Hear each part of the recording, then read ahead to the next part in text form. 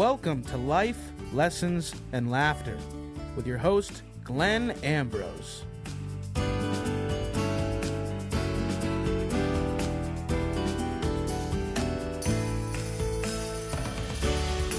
Hello, everyone. Welcome to the show. We're gonna start gabbing today about You had this big realization 2 minutes before we start recording that there's an announcement of what the name of the show is before you come in. right. Which, if you're listening to this, you just heard it. The musical intro and welcome to Life Lessons and Laughter with Glenn Ambrose. So you say, oh, I don't have to do a big intro. I don't have to say the name of the show. Yeah. So then we hit record. You do the exact same thing you always do, and then just go, the show. Yeah. Why? Why not? What am I supposed to do? I mean, it was like it was natural for you to just do the normal intro that you were doing, and then you had to correct yourself to just say the show because you realized that you refused to say the name. No. Whatever came out, came out. Like, I had no idea. I didn't have it figured out in my head. But anyway, here we are, and we're talking. So the topic I wanted to discuss was about different ways of taking action to induce change. What spawned this was last Saturday, I went on a sacred fire walk. And this is where we hit the button to have the oohs and ahs come in on the show. Ooh. That's not in your budget. Oh. Actually, that was the 4th of July sounds anyways. So, but that's what everybody does when they watch fireworks. Ooh. Ah. So we had our fireworks of our own this Saturday. And, we had a sacred fire walk. And it was amazing. It was the second time I had done it. And what was cool was I got as profound an experience as the first time, which is, of course, wonderful. But I knew a lot of the people there as well. And I got to see them do this for their first time. And it was amazing. It's amazing the courage that it's like it brings courage into the tangible world. You can actually see it, and it's seeing these people that, before with very good reason were going, can I do this? Are you sure? Should I? Is this possible? All those types of questions, and seeing them, and you can't have those questions fully answered until you do it. I mean, until you're on the other side of the fire, there's a little part of you that doesn't know if you can or if you can't. So for them to stand in that uncertainty and have the courage to physically take those steps forward and walk through, not only with the courage they had themselves, but with the energy and the power of the group that we were in, all supporting each other to do that. It was amazing. It was so profound. All I know about sacred fire walks are nothing. It was on one episode of The Office that I saw, which seemed cool, but the idea terrifies me. How many times have you done it now? I know you just said 2. Twice. And each time I walked 3 times through. So 6 times you've walked over. Explain what exactly is a sacred fire walk. It's a bed of coals. I don't know the exact type of wood that they use, but yeah, you have a big bonfire, and it's there's a lot of aspects to it that the instructor, who's Carrie Cudmore, by the way, and her fire tenders that ensure, there's a lot of specifics. You can tell that they've been trained specifically in how to do this, and there's a specific way of doing it. I imagine so it burns very evenly and, Oh yeah, and all 'cause that stuff. I've been around a lot of bonfires, and none of them have ended up with a perfect sheet of Yeah. coals that you could walk over. Right. I mean, they have shovels and rakes, and they move Yeah. stuff around, and and it's a bed of coals that you're walking on. We talked about when was the last time you did it? Last year, a year, Yeah, 2 it years was- ago. Yeah, it was either 1 or 2 years ago. But you've had the flyer from the first time, or the poster, up everywhere since. Well, yeah, I framed a little section of the poster, and I Yeah. put it in my place of business because I've experienced a lot of things.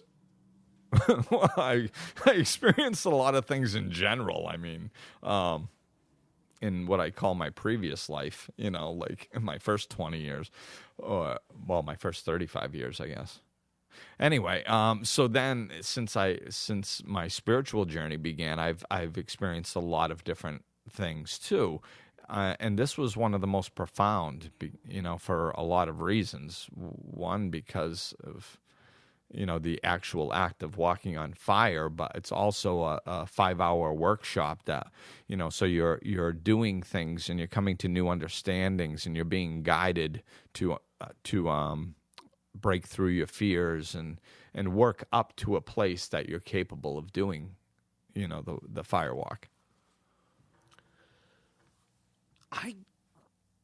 I was intrigued years ago when I saw the episode of The Office with the Sacred Fire Walk. I was more intrigued when I saw the poster up advertising that it was going to happen. The first one was going to happen that you went to. And then you talked to me about it, and I still don't think that I could ever do it. Oh, you could. I really don't think so. Well, I don't see how it works. Well, it's not for everyone either. I never tried You're to gonna burn yourself. I never try to talk people well, I'll try to talk people into doing something for like 30 seconds, but then after that, it's like, well, you don't have to do that. There's many people who have found peace, joy, and happiness in their lives who have not firewalked. So it's not mandatory in our journey. But the profound effect that you're talking about of this physical manifestation of courage, Right. or overcoming fears. Yes. This physical representation of, look at this. Clearly, I'm afraid. If I'm not a little bit afraid of this, maybe something's wrong with me. This is not something that I should want to do necessarily on the surface, on the face of it. If you're not going to firewalk, maybe that's not available to you. Maybe you don't know where you could do that. Right. What other ways are there to create this physical manifestation of courage? Or Well, there are a lot of ways, and I'll start off by saying you can make up your own. I mean, there's I was listening to Elizabeth Gilbert speak, and she was talking about how much attention her Eat, Pray, Love book got. And, people are always asking, saying, oh, well, I can't just pick up and travel the world and do what you did. And she's always telling them, well, just make your own ceremony. And that's really what it's about. It can be anything as small or as large as you want to do. But when you take some sort of action in your life, it really solidifies what you're trying to get at. And that's something that the Firewalk does. And I know Carrie, the instructor, does a lot of different things. She's been trained in a lot of different things. I've seen her walk on glass. I've seen her break arrows with her throat. I believe she does. I think she does spoon bending.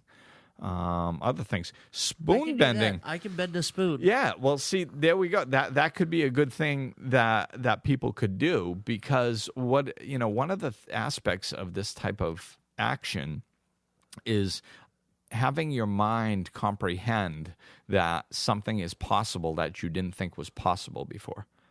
That's what helps you overcome that fear.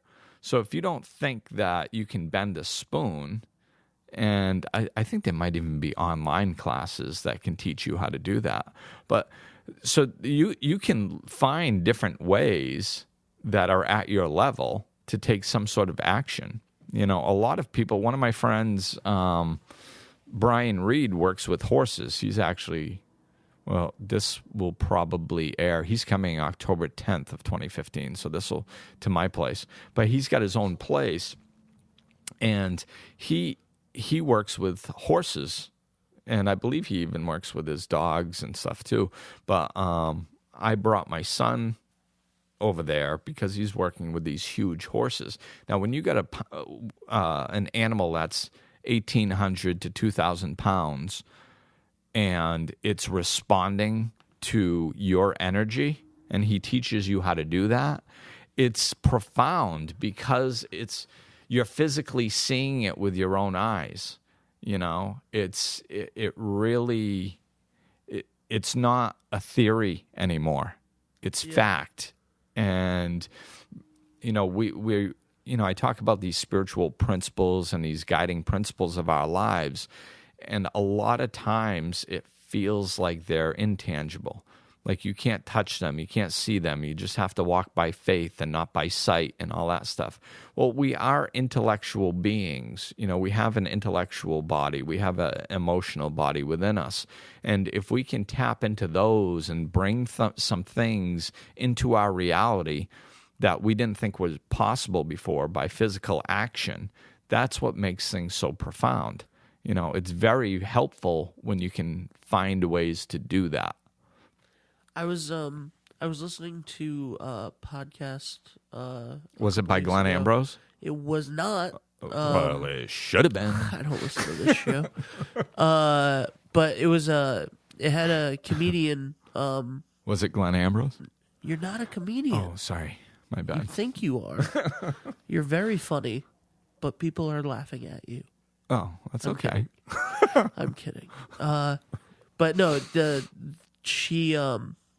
she was talking about going to therapy and for codependency, and she was going to Al-Anon meetings, and someone suggested the horse therapy, Yeah. and she was like, it changed her life. That exactly what you were saying.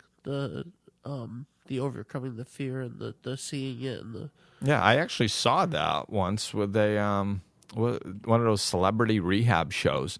They brought all these celebrities to a horse therapy farm that were all, you know, addicts or alcoholics, and had them work with the horses, and it was a very profound experience for them. What is the name of that? Because it's a show? The horse there. Is it equestrian? Yeah. Is that the word? Equestrian therapy? Yeah, I believe so. I don't do it, but that's I know, like Brian actually just released a movie about equestrian. It's going to be released on some big equestrian movie premiere. I'm not exactly sure what it is, but it is all based in equestrian. You know, so that's definitely the term. But any type of action like that is so profound, like I said, because it really hits all our senses, you know, and it expands our mind. And it's, you know, there's lots of spiritual messages like in movies and stuff too, especially very famous movies or books that have caught on and lasted a long period of time. One of the reasons is a lot of them have spiritual messages within, and they connect with us. And one of them that this always makes me think of is Alice in Wonderland. You know, at the end, she's repeating the 6 impossible things before breakfast while she's slaying the Jabberwocky. So it's I'm not familiar with Alice in Wonderland, Really? and I don't know anything that you just said. I've heard of a Jabberwocky before, but I'm not sure what that is. Well, it's like I've just heard the word. It's like a big dragon or something that she's got to fight and slay. Now she's just this little girl. How's she going to slay some huge dragon? Okay. So what now? And it's at the end. So in the beginning of the book, you know, Alice in Wonderland, we know she falls down a hole and comes across a talking rabbit and has tea with this one and all this stuff. So all these amazing things happen to her that aren't normal in our everyday life. So while she's fighting the Jabberwocky, she has to get her mind to comprehend that it's even possible for her to slay this thing. So what she starts doing is repeating the 6 impossible things that happened to her before breakfast, like meeting a talking rabbit, like falling down a magical hole, like, you know, things that her mind couldn't comprehend before. So as she does that, she starts comprehending, her mind starts expanding to the point that, okay, maybe it is possible that I can win against this huge dragon, you know? Just another reason why I have to watch Alice in Wonderland. Yeah, I mean, I don't know what you're waiting for. It's on the to-do list before February. Before February. Yeah. We're gonna do it as a children's theater show, and I've never seen it. Oh, yeah, you got to get on that. I don't have to direct it. It's fine. But I mean, you know, so it's expanding our minds, because we live in a society that tells us what should be possible and what shouldn't be possible, and how we're supposed to live in fear in a lot of these situations. And, you know, finding the happiness and the peace and being true to ourselves. We can't find ourselves and find happiness living in fear. We can't. But most of the decisions we make, if they're based on what society has taught us, they're based in fear, because that's what society teaches us. You know, so I mean, you could take 100 people and say, you know, that don't like their job, and say, well, why are you still there? And they'll have an answer that's based in fear. That's why. You know, very few are, but people don't have to stay in jobs that they don't like. They could, you know, it might take a while, but you can slowly work your way into another area that you actually find joy in. But so many people don't do that because they just think, you know, they're just locked in because of their fear. I have a question that may be a little off topic, but I to me in my head right now it's making sense. Because we're talking about the firewalk or other things, creating your own things that are physical reminders, physical manifestations, the ways to expand your mind to know that things are possible. What do you think about, like, The Secret and, like, the power of positive thinking, or like vision boards and like that kind of a thing? I know that we've never talked about that. Really? Yeah, I'm pretty sure we've never talked about that. I think we might have to have a podcast real soon about that whole topic. Yeah, I mean, I think that all that stuff is wonderful. It's wonderful. It's sometimes, you know, The Secret, I think is a really good example. To me, it's a really good way to get my opinion out about that topic of the law of attraction out there. Because The Secret, I think, was really phenomenal for our world. I think that the way it was marketed was genius. It reached so many people that aren't normally spiritual were exposed to a spiritual law because of The Secret, which is awesome. So it opened people's minds and it got them thinking about things. And some of them used it and it worked and it was awesome. So that's all, you know, that's phenomenal. It did that. But the other aspect of it is to me, in certain areas, it oversimplified it. If you're a little bit disconnected, or that's your only way of, learning about the law of attraction, then you might get the impression, I'm sure some people got the impression, that you're like, if you just sit there and say, okay, I want a new Mercedes in the driveway, and you really believe it, there should be one there within a few hours. And that's just not how it works. Why can't that be how it works? Well, it could be. That is how it is presented to me, I believe.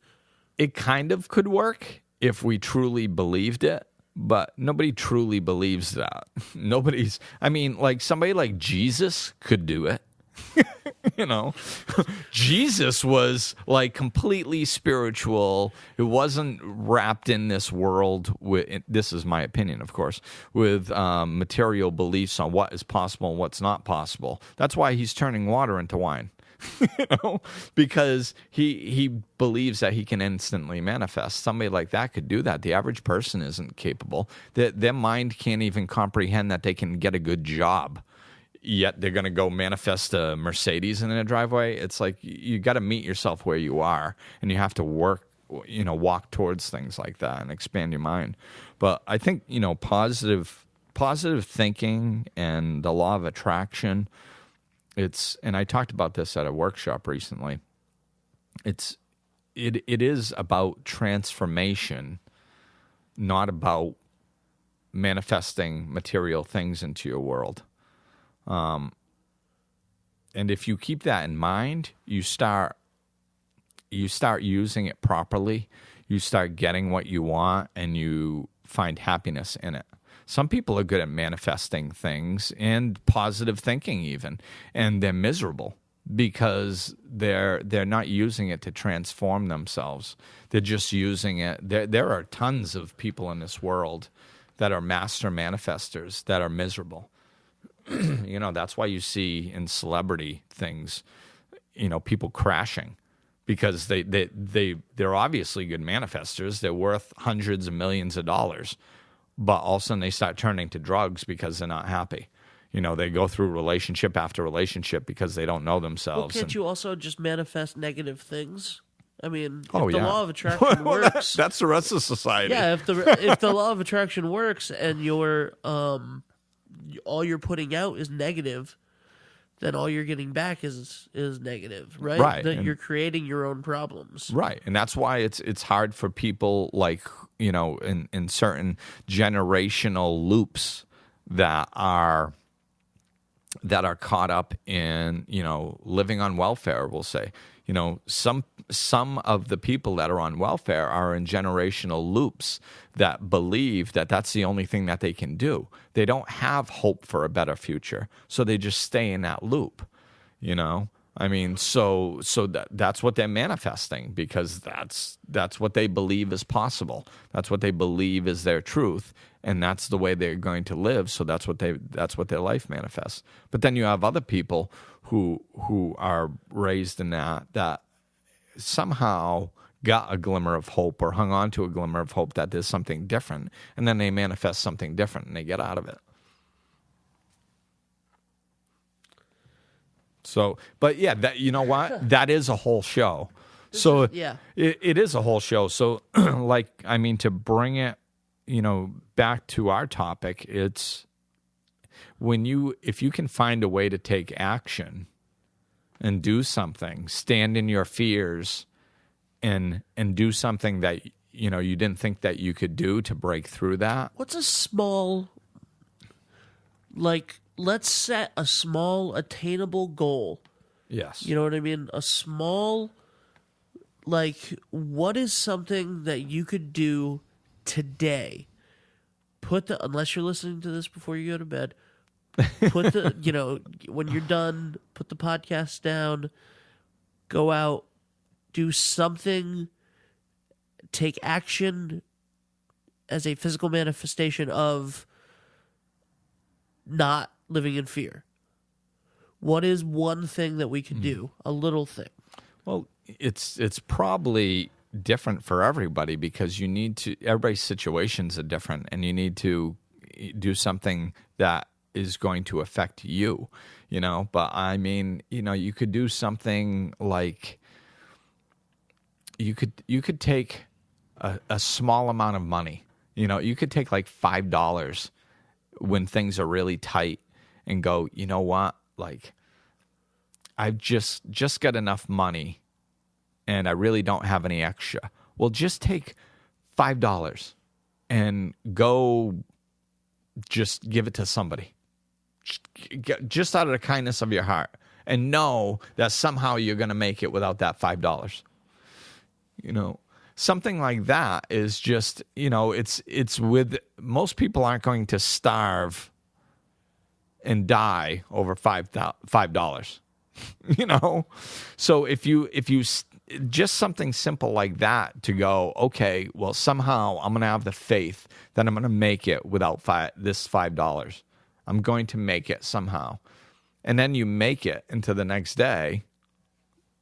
That's walking in faith. You can do anything. See, when I asked the question, I was thinking like, and yours is better because it enables you to do. It enables you to do something that didn't really. You probably weren't super worried about that. You know what I mean? It was just a little fear that you were able to overcome. And in the beginning, that's fine. You want to set yourself up for success. And my idea was like skydiving. Yeah, you also did that recently, which seems extremely scary, and I will never, ever, ever do. You don't have to. It's not for everyone. I will never do that. I may firewalk, but I will never. That was a blast. You're crazy. But my thought was, make a phone call you're afraid to make. Yeah, that's a good one. Write a letter. Write a letter that you're afraid to tell someone something that you're afraid to. Yeah, that's little great. Things, like nothing big, nothing horrifying. Just we all have these little things that we're afraid of that aren't that big of a deal, but you can easily. But you build it up to being a big deal, right? And with those situations, it's like a lot of times, if you really understand how things are going to be better if you stand in your fear and walk through it, then it's not really like we have these. That's why fear is so strong, is because we have this idea that the end is like if we actually walk through it, we have a possibility of losing everything. Like our whole life is going to crumble and it's going to be horrible and all this stuff. And it's, if we look back at all the stuff that we've had to deal with and walk through in our lives, the only thing we know for sure is we're going to make it. There's never been a problem that somebody was walking in, a personal, emotional situation that somebody was walking in, and then all of a sudden they just imploded and they didn't exist anymore. Like, that's never happened. So we make it on the other side of these things one way or another. It's just how we're going to make it. Who are we going to be when we get on the other side? If you actually face your fears and walk through them, then when you get on the other side, you're going to be a better version of yourself. You can't, we try to control reality, and so nothing bad ever happens, and we never feel uncomfortable, and we never feel sadness, and we never feel anger. And if you look around, how's that working for everyone?